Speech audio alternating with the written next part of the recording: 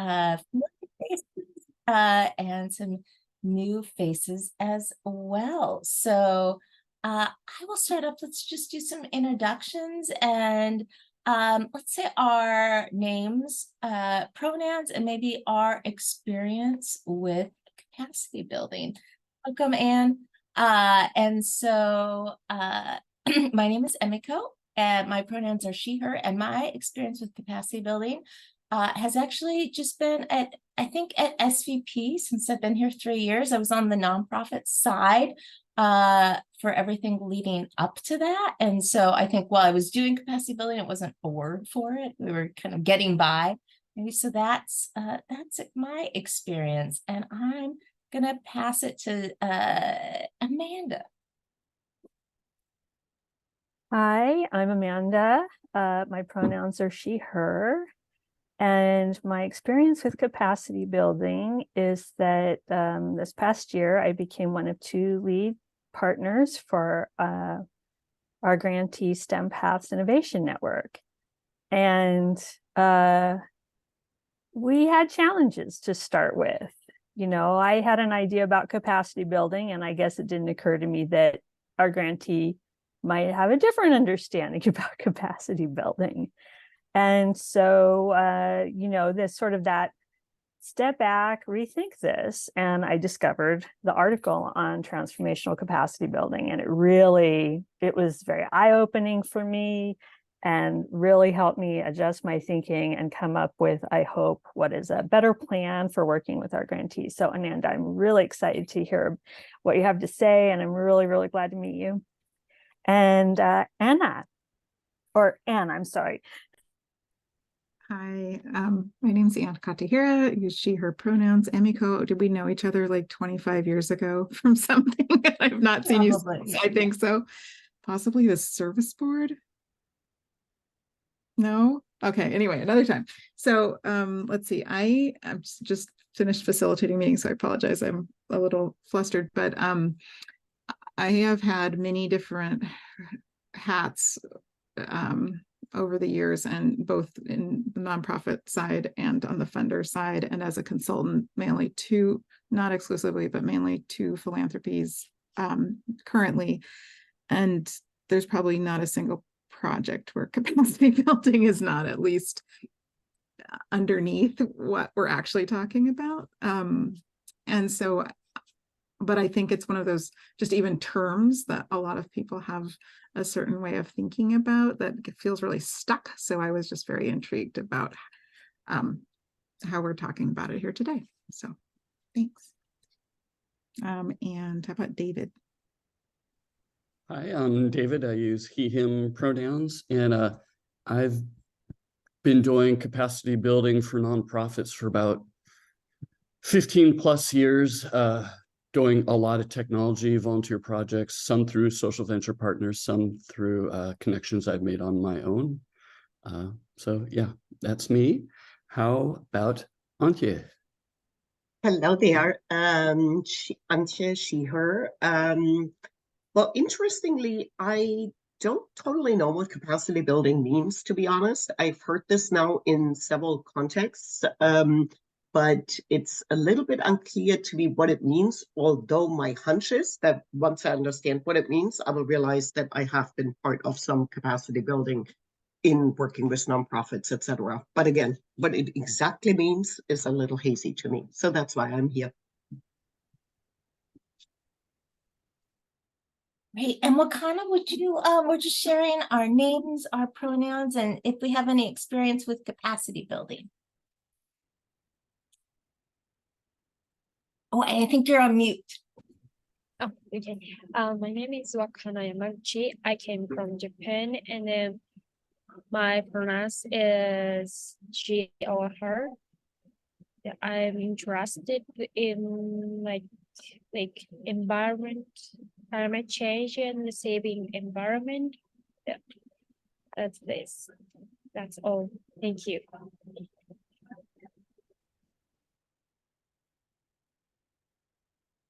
Great. Letty. Letty, excuse me, she, her, and capacity building. I I have kind of dabbled in it through the community organizing work that other nonprofits I worked with have done, but it wasn't until really the SVP that it's broadened my horizon. So I'm really excited for today's talk. I think I was the last one, right?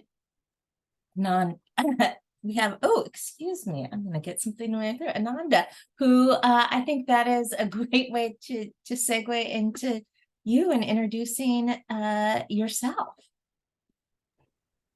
Yeah. Hey everyone, lovely to meet you. I'm Ananda Valenzuela. I use any pronouns.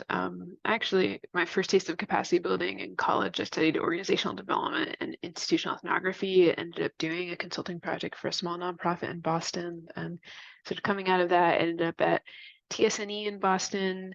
I was managing their consulting program and got to sort of see quite a breadth of capacity building work with a particular focus on leadership transitions on the East Coast.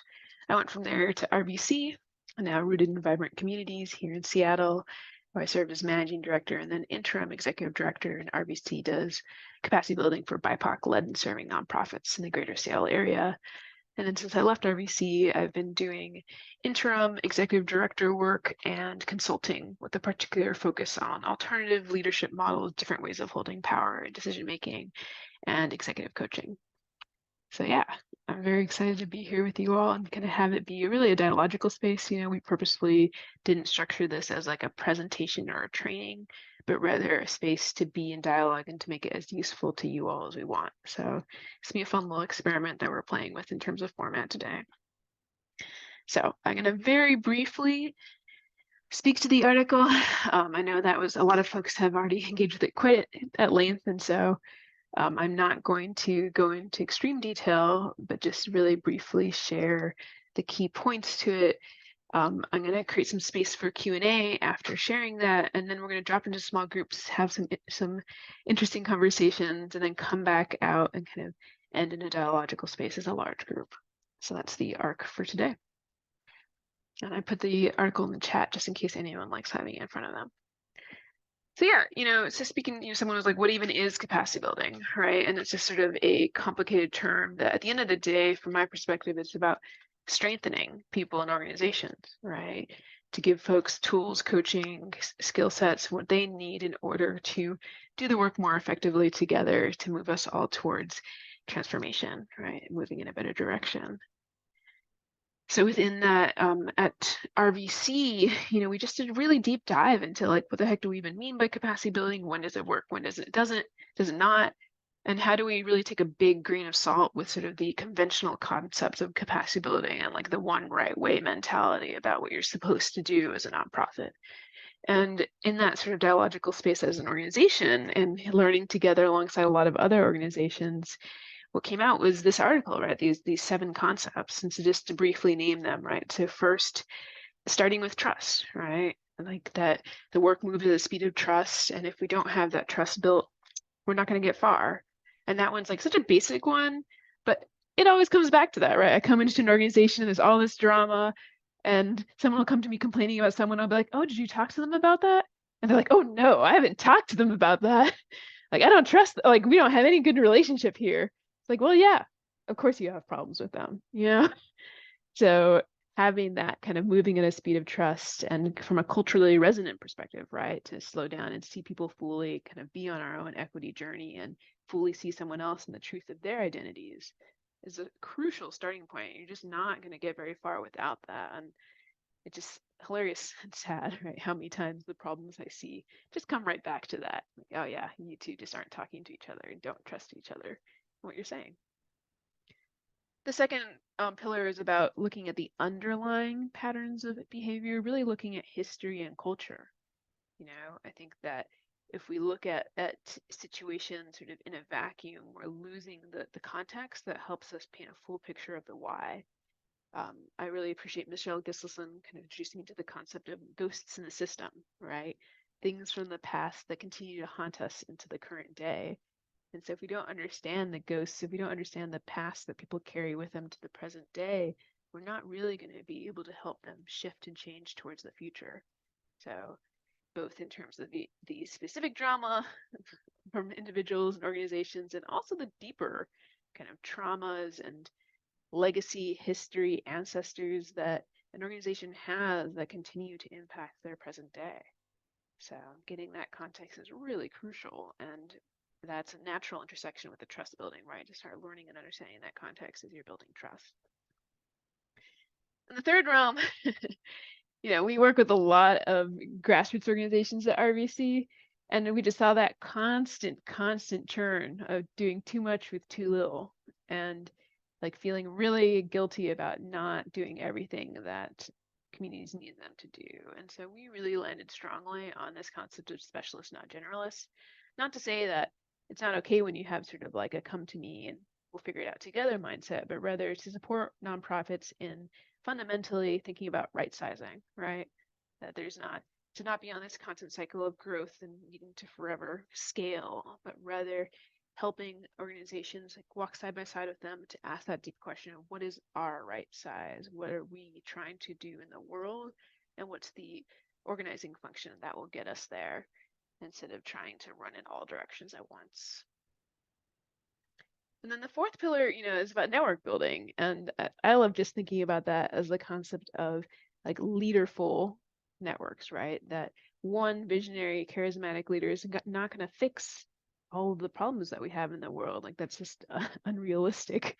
And so what's going to take is many, many leaders all across the world in very different spaces, and each of them kind of doing their part and changing things from their spaces. And so if we take this kind of fundamental network building approach to changing systems, oppressive systems, then there's far more that we can do. And so the network piece, it's messier, it doesn't often fit into a clear logic model, and yet that, when you truly kind of build out those networks and resource them well, like that's where deep transformation can happen. So figuring out how to have that thread of network building built into the core of how your organization operates can be incredibly transformational. And then the fifth, I appreciate, one thing to celebrate about the pandemic is that it really kind of brought laser focus to mental health, right? And the need to care for people's whole beings and to not just pretend that we can pretend away everything bad in the world and just focus on work and not acknowledge emotions and the impact they have on us, And there's always some really awful things going out in the world, happening in the world. There's our own kind of healing from past trauma, from our ancestral lineages. Like there's so many layers of pain and harm. And it's all wrapped up in us operating within this nonprofit industrial complex where the norms are work too hard for not enough money. You're not allowed or expected to have anything outside of work that takes up your time and energy because you better be ready to work 80-hour weeks for no money. And that's a setup, right? Like it's fundamentally unjust and harmful. And so if we start from a stance that investing in the health and wellness of our leaders is core to capacity building, that doing that inner work is what gets us to that transformational place, it really shifts priorities, right? And it honors the need to do that deep individual work in parallel with organizational level capacity building instead of seeing it as being like a nice to have or, getting stuck in these old patterns of, oh, we have to struggle and we have to feel terrible and work too hard in order to be doing the work well. Like we got to break So those. sorry, Ananda, to interrupt you, but your Yeah. volume is going a little bit in and out, at least Oh, for no. me. And sometimes it's pretty soft, and then I struggle to follow. Is there anything with your mic moving closer to it or something? Yeah. Thank you. Yeah, thank you for that. And let me know if it keeps happening. I will try to adjust and see if it fixes. Thank you. Yeah, thank you so much. Yeah, so that kind of orientation towards deep wellness is really crucial to this. And then there's this, and this is the part, right, that doesn't fit well with the nonprofit industrial complex and not having enough money at all, which is to have kind of multi-layered simultaneous capacity building, right? To not just come in with like, take this one training and goodbye, but to really be able to thread together different pieces and in a way that fits with the rhythms of the organization. And this is kind of messy and hard, and it takes a lot more resources, but that's what kind of meets people where they are, right? It's like, oh yeah, actually you do need a grant writer who can just write you the grant right now while we tend to these tensions between your staff. Because if we don't do these pieces at once, 6 months later, your staff might be happy, but you won't have the funding, right, to continue existing. So with grassroots organizations, you have to be able to kind of run these processes in parallel in order for you to really help these organizations move forward. And then, of course, it wouldn't be RVC if we didn't make a shout out for multi-year general operating funding. So that is the 7th pillar. And it's really, you know, I think it's very easy with capacity building. We can get really philosophical. We can have all this jargon and fancy words.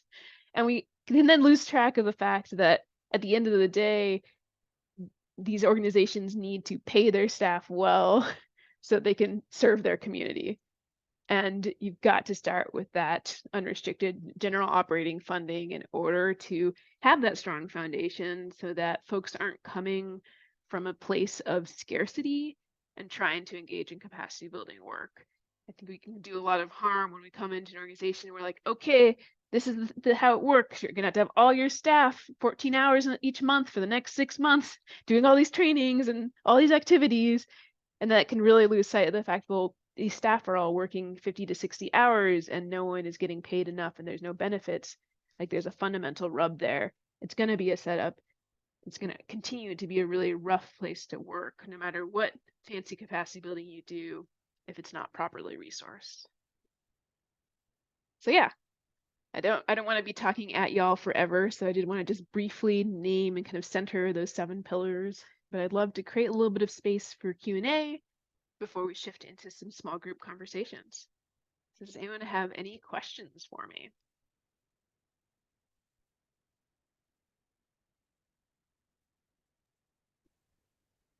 Amanda? Yeah, I've spent a lot of time with this article, and one of the things, and I hope I can word this well. One of the things I think about it, you know, coming in as actually a fairly inexperienced volunteer with nonprofits, is kind of finding the way in a grassroots organization where they sort of see what they need, but they're not at a point yet where they can even articulate it. Does that make sense? And kind of helping them through the process of doing that in a respectful way. And I was, you know, I was wondering if you had any thoughts about that. How because it's a tough place to be like, well, you really need to be thinking about that, but it has to be very respectful. Mm-hmm. Yeah, I mean, I think this is one of the fundamental tensions of being outside the organization, right? And so Yeah. first, obviously, like on an individual level, right? Because you can think about this through a few different lenses.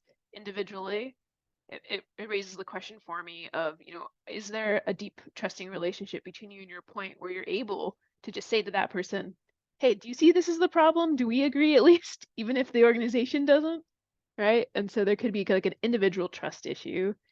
And then the organizational side, if you and your point kind of are in agreement that this is a really crucial challenge, then it calls into question, well, is there a change management issue at play here? Like I like thinking, I love The Disordered Cosmos is written by this Black queer astrophysicist, and it invites us to sort of look at the world through kind of the way space works, right? Because space doesn't work in a linear way with a beginning and an end.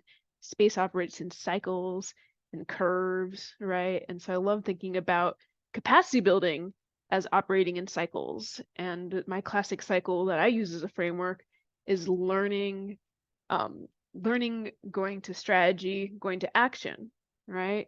And the learning phase is where we have this opportunity to bring everyone along, right?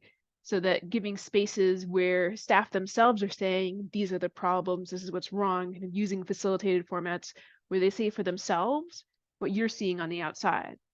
And, you know, from a change management perspective, if people name the problems themselves, they are far more desiring of changing those problems versus you on the outside telling them that's the problem.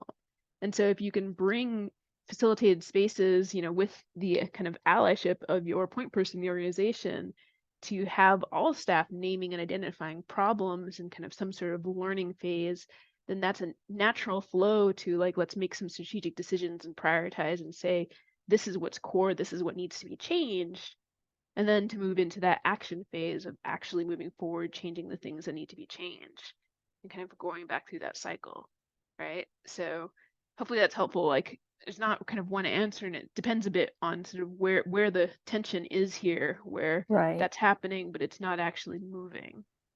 Yeah, I think it takes a lot of time, I think, in an organization where, as you say, they're working a lot. They work a lot of hours. They wear a lot of hats. And so it takes a lot of time, I think, to develop those trusting relationships because, I don't want to take more time than they have. So yeah, there's a lot of tension there, but I really appreciate how you talk about, facilitating a facilitated discussion where they can see for themselves. I think that's a really good way to think about it. Thank you. And also, right, if there is that, if that nonprofit industrial complex, everyone's working too much, doing too many things, energy is there, then sometimes like as a capacity builder, the best thing you can do is get down in the trenches and do something that takes work off their hands. And that's how you build trust, right? And then you're Right. able to get the other stuff because you've actually lifted a weight off of them that's given them some space and time to do deeper work with you. Right. Well said. Thank you. Yeah. Other questions? Welcome to those who joined. This is really a dialogical place, so I gave a short overview of the article. We're doing some Q&A, and then we're going to get into some small groups to have some deeper conversations, then come back out and kind of come into a space of the whole and let the conversation take us wherever y'all want to take it. So any questions, other questions for me? Emiko. Yeah, I've got a question. I know you wrote this article, I believe, in 2020 or 2021, sounds right. And I was wondering, like, has any of your thinking shifted? Since like, have you, or do you still feel like because I think this article, and this is my memory, came out like while we were all still practicing like, social distancing, and we're very like, I was at home alone, and like, yeah, has any of your thinking shifted? Does it all seem just as true as it did the day that you all authored it? Would you amend anything? Great question. I do an underline co-wrote, and I was not the primary article writer. So April Nishimura, Roshni Sampath, Boulay, Umber Marshik, and I wrote this article. And some of those folks are currently now co-EDs at RVC. And so great question. I do think because these fundamental pillars are something that, we organized many years of learning, right? And many different, we engaged in a lot of dialogues with other capacity builders while we were writing this article. So I wouldn't say on a high level that I disagree or would change anything. I do think, sort of like what I named earlier, right? Like I've been thinking a lot about I think I would bring in more like cycle thinking, like just sort of, I think I'd bring in more like indigenous knowledge, for example, and sort of bring in some more, we have some of that in there, but a deeper threading to how do we access the wisdom of nature, and how do we think about like the way complex ecosystems in nature work, and how that can inspire us to think further outside the box in our very concepts of how groups of people can work together effectively. So, well, it's a great question. I hadn't thought about that. But I would say the fundamentals feel very strong, but there's sort of like there's different strategies within that could be explored more or highlighted.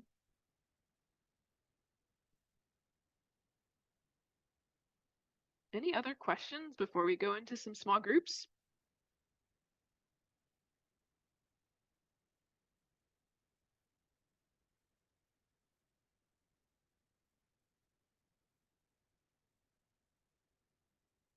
Okay. So I'm going to drop some questions in a small group, and obviously, like this is a space that's meant to be useful for you. So take these questions or bring in other questions to your group. And really the goal is to learn together, share some insights, and then come out of your small group with I'll be asking for any questions or insights that you want to bring to the large group conversation and continue a dialogue about, and we'll see what comes out of that. So we'll do 12 minutes in small groups and then come back out. And I'm putting the questions in the chat. What surprised you in the article? How could you use these approaches? Does any of this feel like it would not work, right? Like this is one lens. You may have very different perspectives. And then just stepping back, like in your worlds, what are you finding most challenging about capacity building? How can we access the wisdom in this room to do some workshopping, right? And think through and address some of the live challenges that you all are feeling in your work. Great. We're going to send you all off into small groups because I'm not seeing any questions or clarifications coming through. All right, I'm opening small groups.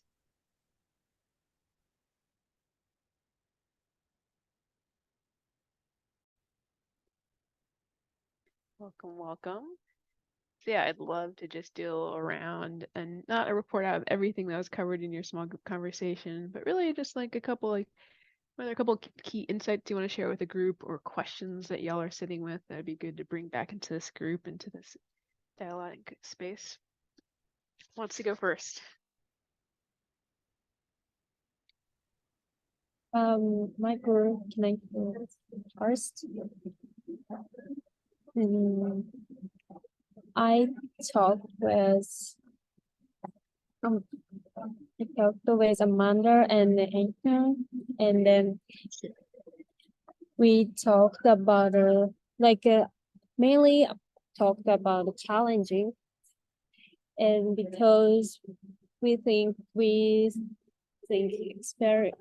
it's the difficult to make trust with others, because like some non-profit organization is hard to like provide our information, and then like many people can't feel like the experience, and like can't imagine what's gonna happen, and then what they will do. So it is hard to like experience and hard to like imagine experience. So it is difficult to build trust. Then also I worked in Grammy Foundation in Japan, and then I posted many stuff on Instagram, but it is hard to make many like people know the Grammy Foundation. So I know this like feeling, that I know this situation to like get to hard to provide information is so hard. Thank you. That's all. Is there anyone else in that group that wants to comment, or should we shift to another group? Anything you want to add?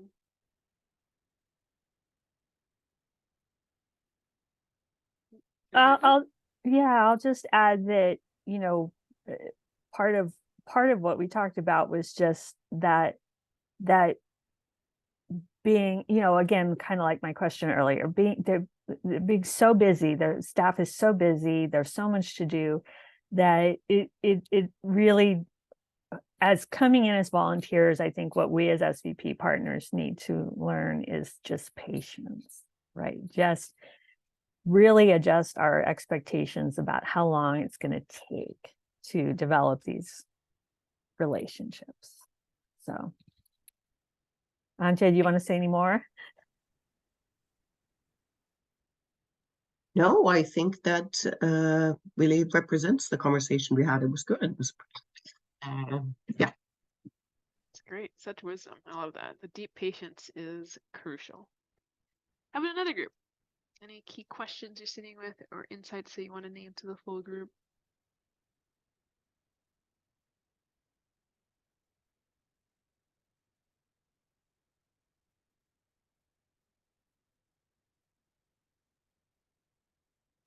I can talk about our group. Well, I'll talk about a concept that I shared. So kia ora, everyone. I'm Rochelle, based in New Zealand. Hey, Ananda. So in Māori culture here, we have a term called whakawhanaungatanga, which basically means really getting to know each other. And so it can be as simple as when you arrive at a meeting, that you have that up front at a session, which is how are you today, you know, what's on top. but it is also really a much deeper concept of working with groups where you get to know what's called whakapapa, so their history of where they come from, where they grew up, where they were born, all the contributing factors of that, where they live, how they're living now, their cultural history, their ethnicity. So you really get to stories from their past that have formed their future. It's outside just what their role is while they're in that room. And so we have that concept called whakawhanaungatanga, which means like it can be as simple as if you already know a group that you sit around and you just say what's on top today. But ultimately, like you need to do that up front for any group that you work with. So that's the very first thing is the relationship building, which is what's in the article, Ananda, about like it's a Western model to just cut to the business, first, right, let's get started, here's the agenda and do that. But it's really that relationship building, and that takes time, and there's no fast forward for that. And sometimes, like in a room in New Zealand, it can take 2 hours for whakawhanaungatanga, depending on how many people are in the room, and there's no hurry for it. So there's no one pushing you other than maybe the person controlling the agenda, but there's no one really pushing you. It's like you have to build that in to allow people time to speak, to say what they want to say. And another really interesting aspect of that as you do that is that people will hear what you say and then reflect back. So we had that in my room because Sashim was talking about some people she knew that had moved to New Zealand. So it's like you reflect back on what you're hearing and you start to kind of build effectively like threads between people and how they're talking. And yeah, for me, that's been a learning process because I would come from a very Western, like, let's get on with the agenda. But ultimately, you have to learn people. And there's so many different, it's not just Māori culture, there's so many other cultures where you have the relationship up first. So yeah, I found that one of the most valuable things and something great to see. Number one on your 7 things, and at the top is building trusted relationships. I love that. Rochelle? Sorry, I love this. Would you write down this concept in the chat? It was I didn't fully get it, but it was just very interesting, and I would love to learn more about it and look it up. Yeah, Thank Thanks. you. I'll put something in the chat. It reminds Thanks. me of that beautiful quote, if you want to go fast, go alone. If you want to go far, go together. I think, we in the United States, we have to be mindful that it is a dominant culture aspect, which is, white supremacy culture, because we are white dominant culture, to be so focused on like the efficiency, let's get down to business, that's the norm, right? And it's an unwritten norm that kind of limits our lens on like the right way that things go. And that whole go far, go together mindset means like, yeah, to slow down into those relationships. Yeah, it's 2 hours at the beginning, but then 6 months later, when another group will just be exploding into drama and there's all these problems and it just delays forever, this group that's already built that trust won't do that, and still actually move much more smoothly in the long term in a way that a group that just goes down to business and doesn't pay attention to each other as humans will not. So we can get a little bit stuck in like this false mindset of deficiency of a given meeting and lose sight of the longer arc of the work that we're trying to do. That's so challenging to do. So thank you, Rochelle. Lovely to see you too. Yeah. Rochelle also brought up how time is contextual. We didn't really have a chance to go into that, but it's a really big topic and cultural topic. And then what she was saying made me think about working with a women's organization where they all like sat on the floor in a circle when they met, and how like it was, this was in the US, but that was a very different experience for me. And David, I don't know if you want to highlight anything else, but. Okay, let's hear from the last group then, and then we'll create a bit of an open space at the end.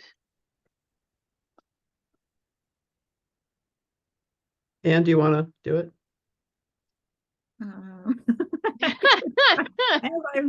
I'm distracted by all my reactions to what everyone's just said, but I think in our group we were a little we have to admit we didn't read the article like in the last couple days, or we skimmed, or we read it a lot in 2020. but I'm just on that note, I'll just share. So I was at the end of our conversation asking, like, how are these things working at SVP? Because I was with 2 people who were in SVP.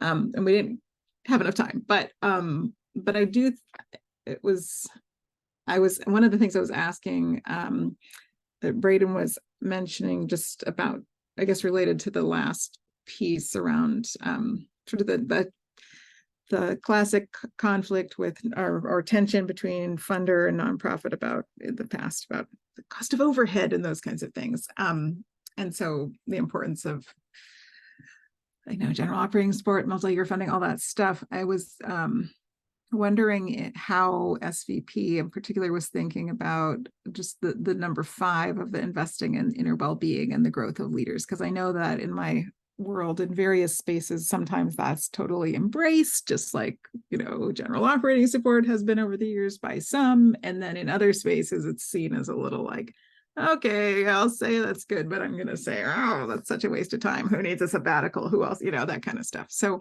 I was just curious. It's just I guess, an outstanding question of how others are seeing that take root or not. So I don't know if anyone else has any things to answers to that. But that was one that I find so important, and also just curious to know what is out there outside of my little bubble that I'm in. Yeah, I know we're getting close on time here, but Emiko, is there maybe a short answer, anything brief you want to say in response to that? Yeah, because I didn't totally finish my answer when we got called back. So I was sharing SVP, I think since SVP Seattle, since our beginning, and correct me if I'm wrong, because some of you have been around far longer than I have, has always given out multi-year general operating support grants. I think the question, that I have been thinking about is I was in a different conversation about capacity building this morning with some other funders that fund capacity building, and they felt like it was really, some of them feel like it's really important to say this grant is for capacity building so that you don't have to redirect it to programming. And I don't know how I feel about that, but it's been an interesting, we have this philosophy of saying you do with it what you need. And some of them were saying they've gotten feedback from organizations that say, well, if I do that, our board wants to direct it to programming, or they want to see it somewhere else. With that said, what SVP does, we continue to do the multi-year unrestricted giving. I am personally, as an executive director myself, very much into I think the mental health and the wellness aspect is so important, because you are working hard. You are often, I think, perceived as maybe not doing as valuable or as efficient work as the corporate sector, but also, and this is not something that is true for myself, but I see a lot, is that you are doing the work of your community. And so there's often no delineation between who you are at work and who you are as your full self. And so it's really important. The closest thing we've tried to support that is this spring we offered, at the request of some of the executive directors of our grantees. All of our grantees are now Black, Indigenous, or people of color led and serving. And we formed, they had a 4-month executive director cohort that was facilitated by a organization development coach of color who is also an executive director of herself, and it was a space that they could meet. I did not go, but specifically because of the power dynamics. But to say, I have worked in cohorts and I've worked with a coach, and it's been really transformative to have that space, and that that they could have that as well. And not everybody had to do it. It wasn't compulsory. It was if you want to do this, this is something we want to offer. But that is as far as I think we've gotten from a total of financial support point of view versus I think philosophically we support all of it, but financially, I think figuring out what that looks like for us beyond that ED cohort has not totally been clear, because we want to keep giving unrestricted giving grants. Yeah, thank you. Thank you for sharing that. And I'm mindful, unfortunately, we are stuck in this artificial construct of time and ending in 6 minutes, and respecting that y'all are running off to other meetings and spaces. Before we close, I wanted to come back to the earlier question about sort of where my thinking has changed or where my own growing edge has been around capacity building. And dropping in the chat, there's 2 articles that have come out since 2020 that I keep returning to and that I've found really foundational in my capacity building lens. So I put them both in the chat. One's about from Dax Devlon Ross around what it really means to be a pro-Black sector and sort of bringing that lens to our work. And the other by Cad Smith and Aja Koshad Duncan was about loving accountability.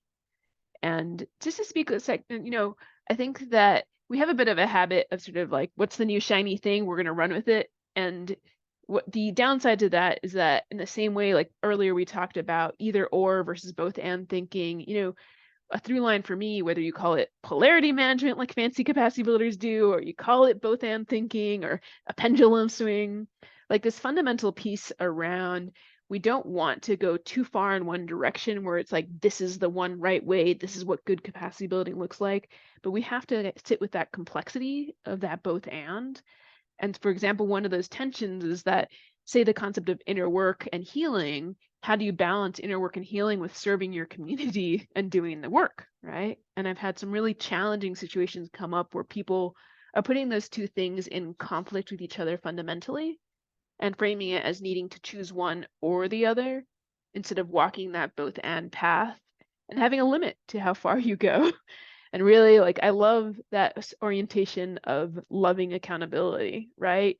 We do, when we are part of an organization, each person in the whole matters and the whole matters. And we can't have one person in that system and their needs and wants to supersede the organization as a whole, the community that is served. So a lot of my thinking lately has just been about how to bring that through line, that lens of both and thinking into all the spaces I'm in so that when these tensions and conflicts come up, we have that lens, that shared lens that we use to problem solve in a way that doesn't kind of pit people in like a stuck us versus them mentality around these really complicated problems that we're trying to solve and work that we're trying to move through. So want to leave y'all with that as we close and really thank you all so much for coming. Really, really lovely to have this space with y'all. Yeah, and I might just thank you, Ananda, so much for joining us and for all of you for spending the lunch with us. I just saved all the links that were shared. So we will follow up in an email just so you don't have to worry about recording those now. And I just continue to invite you to join us at SVP as we do both virtual and in real life events focused on capacity building. As many of you know, SVP has a deep history doing shared and co-capacity building with nonprofits. We are really reimagining, and I'd say it's something we'll continue to. It's a continual work in progress, as it should be, how we are in relationship with nonprofits and how we support them. And we look forward to many more of these opportunities, whether it's a virtual. Rochelle, I don't know if we'll ever get to, I don't know if you travel to Seattle much, so I don't know if I'll see you in real life anytime soon, but the rest of you, and hopefully see you virtually as at a future dialogue that we had. So again, deep appreciation and gratitude to all of you. Thank you. Thanks all. Take care. Bye.